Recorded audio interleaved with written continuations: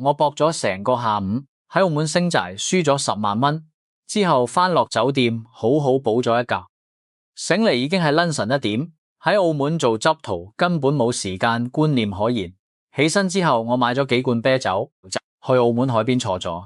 呢度簡直係失意執徒嘅聚集地，石椅上面瞓滿咗冇錢住酒店落魄晒嘅爛執仔。我想揾個位坐低，就輕輕拍醒咗一個瞓喺石椅上面嘅老哥。佢瞓眼惺忪，仲有啲火滾想鬧人。我即刻遞咗罐啤酒俾佢，佢啪一聲拉開拉環同我碰咗下杯，仰頭一口氣飲咗大半罐微弱嘅路燈底下。我見到佢眼底藏住一絲好難察覺嘅淚光，佢好感激咁同我講咗句多謝你細佬。呢位老哥話佢姓龐，單名一個壽字，係江西人，初嚟澳門係做換匯生意嘅，老實實都揾到唔少錢，點知抵唔住執台嘅誘惑，自己都落埋注，最後將辛辛苦苦賺翻嚟嘅錢全部吐晒俾執場。大家都係澳門碌落人，同病相憐。我就請老冚去街邊大排檔食宵夜，一路飲一路傾偈，傾到凌晨3點之後，我哋兩個飲到有啲醉，扶住對方喺周場附近踎逛逛，迎面行嚟2個外籍女仔，開口就問我哋需唔需要消遣。老冚望咗佢哋一眼，啱啱想開口，點知酒勁上癮，忍唔住當場嘔咗一地，混雜住酒氣同燒烤味，場面非常尷尬。我女仔見到都嚇到彈開，嫌棄到即刻掉頭走人。我捏住被扶老氹坐翻落石椅，悄悄塞咗500蚊入佢袋。我當時根本冇諗到呢個隨手嘅善意，後來竟然間接救咗我自己。我同老彭講，叫佢好好照顧自己，之後就腳軟咁行去桑拿會所。入到會所，經理一臉心微咁上前問我想揀咩服務，我飲住酒話想試下特色嘢。經理笑笑拎出一條黑絲仿咗下，話搭配起身更盡興，不過要加收錢。我搖搖頭話我要白絲。經理即刻面露鄙夷，話冇客人咁講究，冇呢種搭配。我冇再理佢，直行入咗間有水床嘅房。外籍女仔跟住入嚟準備關燈，我即刻叫佢唔使話，關燈就睇唔到佢啦。佢耷低頭笑咗下，明晒我嘅意思。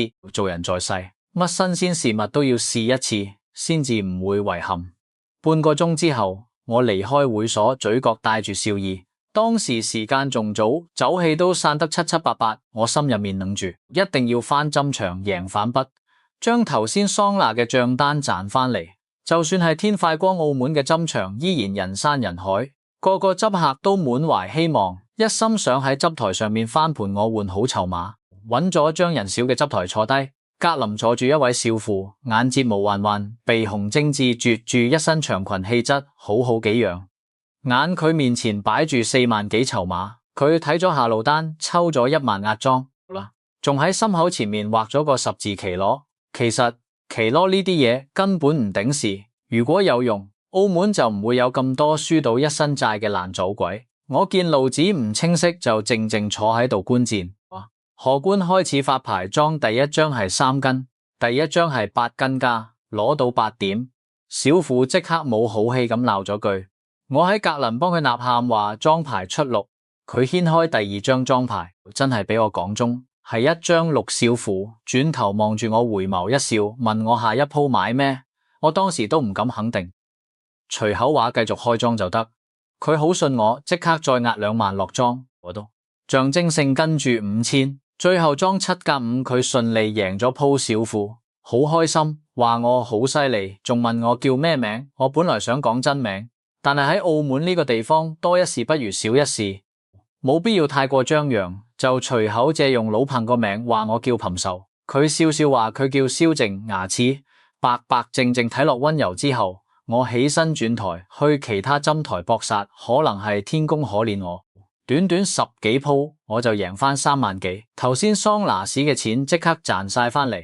睇下時間已經凌晨5點幾，執場賬房已經排晒長龍，皆因前頭有個豪客大額期換現金，目測幾十萬落袋。個豪客完全唔理後面排隊嘅人，自顧自同賬房職員有講有笑。我心入面暗暗吐槽，有錢都唔使咁腫張，遲早都輸清光，面上就唔敢出聲。乖乖排隊等稿換，終於換完錢，我行去吸煙區休息，剛好撞到蕭正，睇佢面色應該係贏咗唔少，我哋順勢傾起偈。佢話自己入澳門之前帶咗10萬蚊，前期手氣衰到貼地，輸到剩翻4萬幾，自從坐喺我格籠，先至慢慢翻盤回本，所以佢一直話我係佢嘅財神爺。我當時有啲閃價，我自己都仲未回本，點知就成咗人哋嘅貴人。我隨便敷衍咗佢幾句，抽完煙就話要轉場，有緣再見。點知啱啱行出酒場，就覺得身後有人跟住，轉頭一睇，原來係蕭正。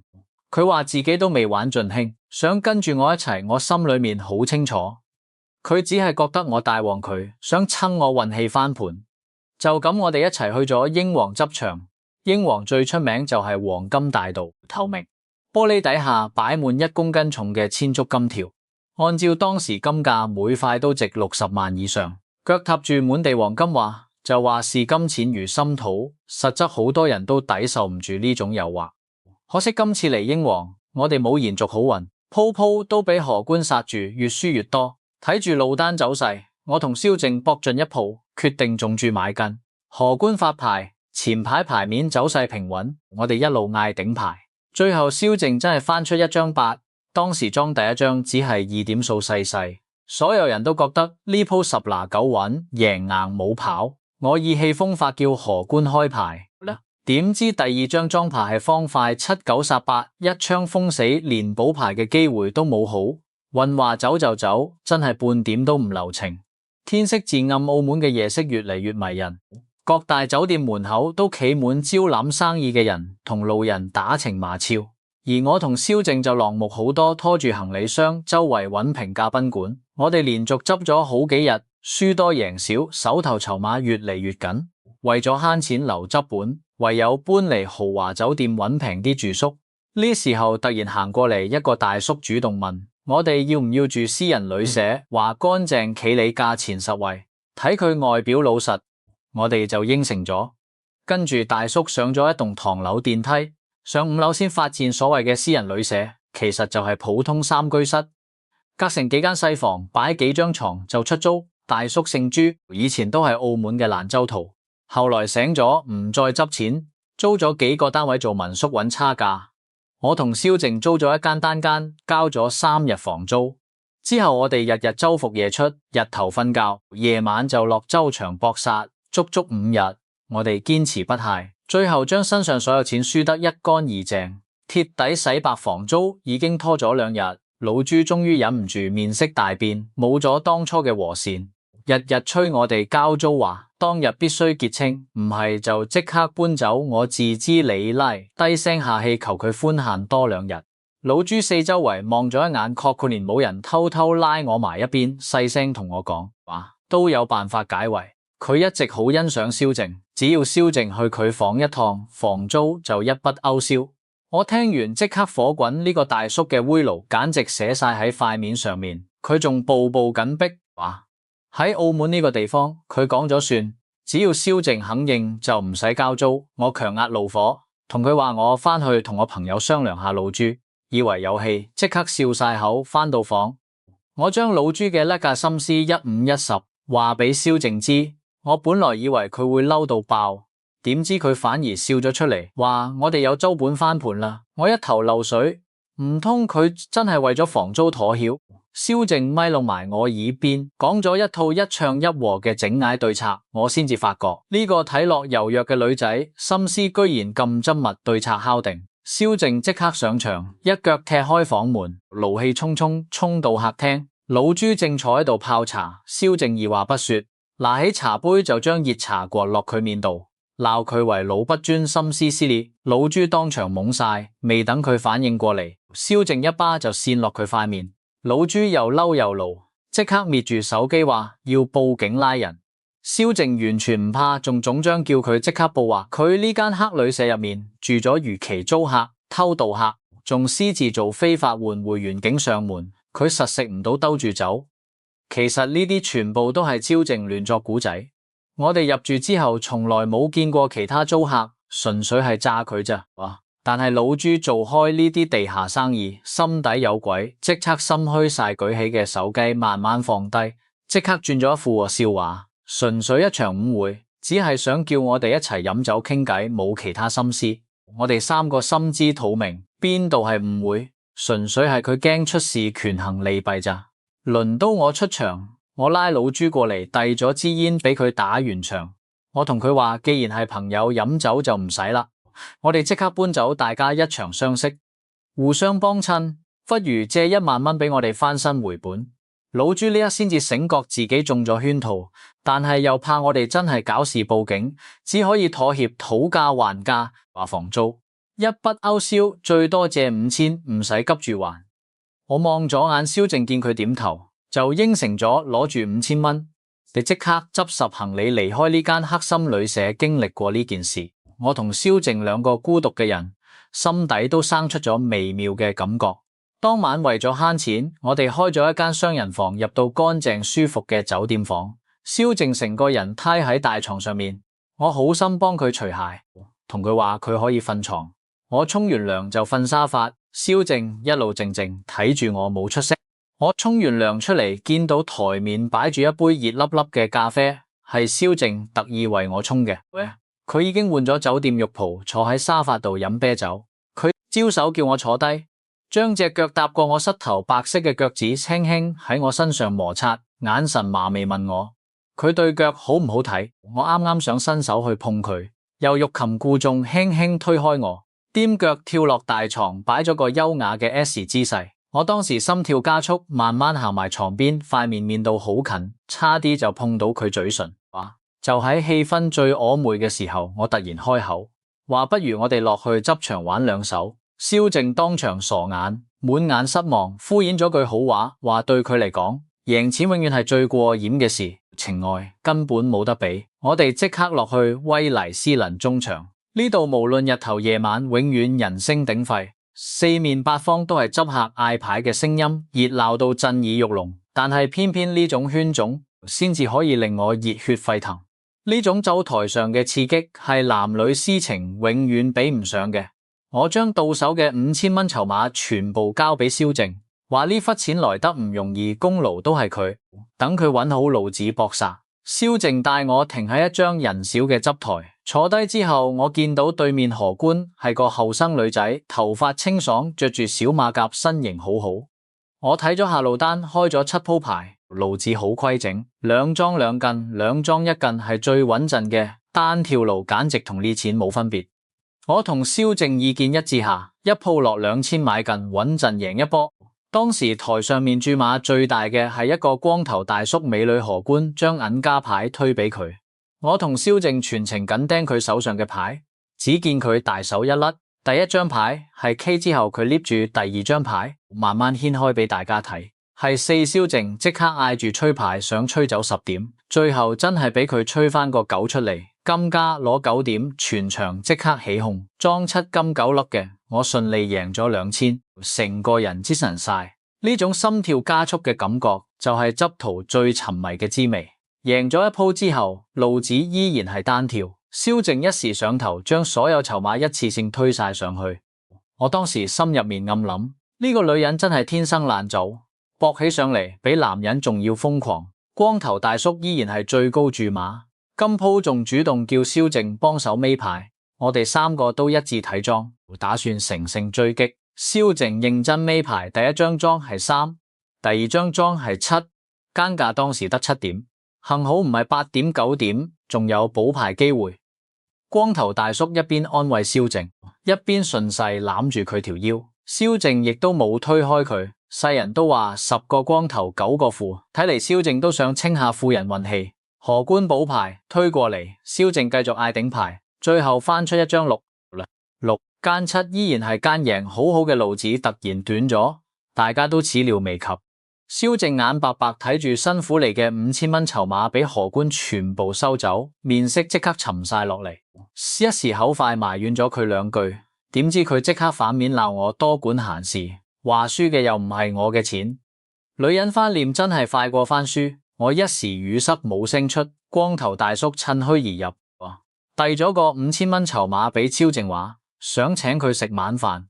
我本來以為傲嬌嘅超靜絕對唔會領情，點知佢伸手就接咗籌碼，仲好似故意激我咁攬住光頭大叔嘅手臂，轉身消失喺針場人群入面。呢一刻我先至看清係我太天真，佢想要嘅從來都唔止區5000蚊。我冇心留戀針場，獨自行出嚟漫無目的喺街邊遊租。當時我運氣衰到貼地，連街邊嘅閒散人士都唔想埋我身。就喺呢個時候，一把熟悉嘅聲線叫住我。我轉頭一睇，竟然係海邊識到嘅老氹男人之間嘅交情，從來都唔使多講客套。幾日唔見，我哋再一次坐返大排檔，今次買單嘅係房言一身嘅老譚。佢話呢幾日一直到揾我，就係想多謝我當初遞俾佢嘅500蚊。估唔到就係呢500蚊本錢，佢喺美高梅撞到一條好路，一路順風順水，從500打到5萬，再一路搏到30幾萬貼底翻身。佢風生水起，我就撳配流離。識咗蕭靜之後，我嘅運氣就一路走下坡。我哋把酒言歡，暢飲通宵。佢知恩圖報，我亦都感慨喺澳門呢個人情淡薄嘅地方，可以識到呢個真心老哥，都算係不幸中之大幸。走過3巡，老林話帶我入針場玩2手，我無奈話自己已經洗白，1分錢抌本都冇。老林話好豪氣，拍住心口話有佢度使乜怕。我哋入咗新葡京，老貧大手一揮，直接換咗10萬籌碼，分咗5萬俾我話，任我自由發揮，輸咗算佢嘅。我哋揀咗張人少嘅執台入座，飲咗酒嘅老貧打法非常霸氣，完全唔睇路單，直接推2萬落注。我跟住落5000壓莊，反正唔係自己嘅錢，輸贏都冇所謂。奸家得4點，老譚親自尾牌莊牌7點，奸家需要補牌。老欖拍住周台大聲嗌，叫佢補5。荷官笑笑開出1張2，奸家6點莊。7贏鋪我哋即刻擊掌慶祝，老懶士氣大漲，再推4萬落注，繼續搏有佢兜底。我都冇理顧慮，推埋1萬上去，跟住又是順利贏鋪。我望住面前一堆籌碼，先至記得自己幾耐未試過贏得咁痛快。之後老彭飲太醉，頭腦發暈，明明想壓莊手，唔將成10萬籌碼壓咗去跟。我睇路子唔樂觀，但見佢出手都選擇跟住。以為佢係故意聲東擊西，點知未等開牌，老譚直接趴喺執台度瞓着，打起呼嚟，連見慣大場面嘅荷官都忍唔住偷笑。荷官叫醒老笨，佢醒嚟先發現自己壓錯注，仲落重咗注碼，即刻酒醒大半，心都涼埋，乾脆唔睇牌，叫荷官直接開。最後開牌莊5間8間贏，我當場又好笑又感慨。呢個老哥真係有財神爺護體，亂咁壓都可以贏。贏完呢鋪，老彭話攰咗，唔想再打，準備返酒店休息。我即刻將7萬幾籌碼遞返俾佢，點知佢即刻黑面話贏落嘅就係我嘅，叫我收好。我當時心頭一暖，真心感動。做人真係唔可以睇小善事，小小一個舉手之勞，居然換嚟貴人相助。我撈扶住醉醺醺嘅老撚返上酒店，幫佢除鞋冚好。